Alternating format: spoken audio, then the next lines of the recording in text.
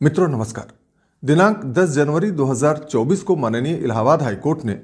भरण पोषण के एक मामले में बहुत ही महत्वपूर्ण निर्णय दिया है, जिसमें बालिग हो चुकी 3 मुस्लिम बेटियों को भरण पोषण के लिए प्रत्येक को 3-3 हजार रुपये प्रतिमाह देने का आदेश दिया गया है।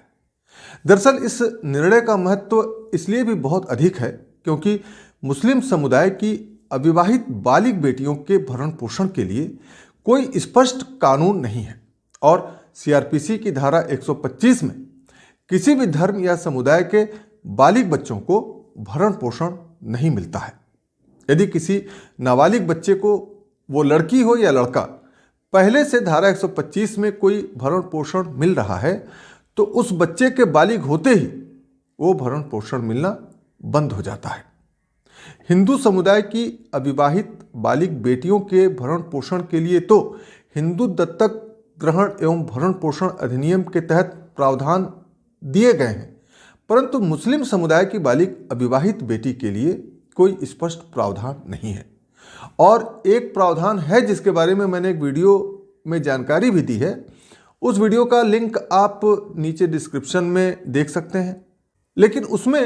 बहुत अधिक समय लगता है, जबकि भरण पोषण किसी भी पीड़ित महिला को जल्द से जल्द मिलना चाहिए। इन्हीं कमियों को दूर करने के लिए, पीड़ित महिलाओं को जल्द से जल्द समाधान उपलब्ध करवाने के लिए ही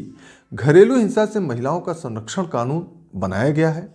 और इस कानून के तहत किसी भी धर्म या समुदाय की पीड़ित महिला को समाधान उपलब्ध करवाया जाता है। इस कानून में पीड़ित महिला का उस पुरुष के साथ घरेलू नातेदारी में होना और किसी न किसी प्रकार के हिंसा का होना आवश्यक है। यहाँ हिंसा का तात्पर्य सिर्फ शारीरिक हिंसा से ही नहीं है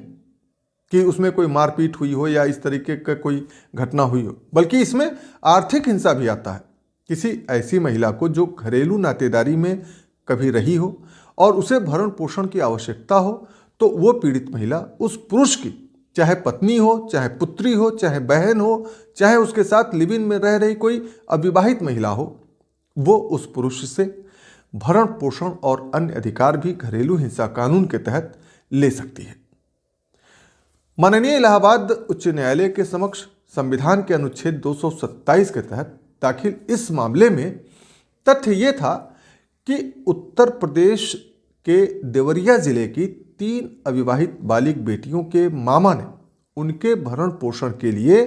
घरेलू हिंसा अधिनियम की धारा 12 के तहत एक परिवाद कंप्लेंट न्यायिक magistrate fast track court number 2 के न्यायालय में दायर किया था। इनका कहना था कि इन तीनों बेटियों के पिता ने इन तीनों की मां के जीवन काल में ही दूसरी शादी कर ली थी और जब इन तीनों की मां का इंतकाल हो गया तो फिर इन तीनों के पिता और सौतेली मां ने इन तीनों के साथ शारीरिक हिंसा के साथ ही साथ पढ़ाई व अन्य खर्च के लिए रुपए पैसे देने भी बंद कर दिए। इसके जवाब में पिता की ओर से ये तर्क दिया गया, ये जवाब लगाया गया कि ये तीनों ही बालिग हैं, ट्यूशन पढ़ाती हैं और स्वयं कमाकर अपना खर्च चला सकती हैं और इन तीनों के पिता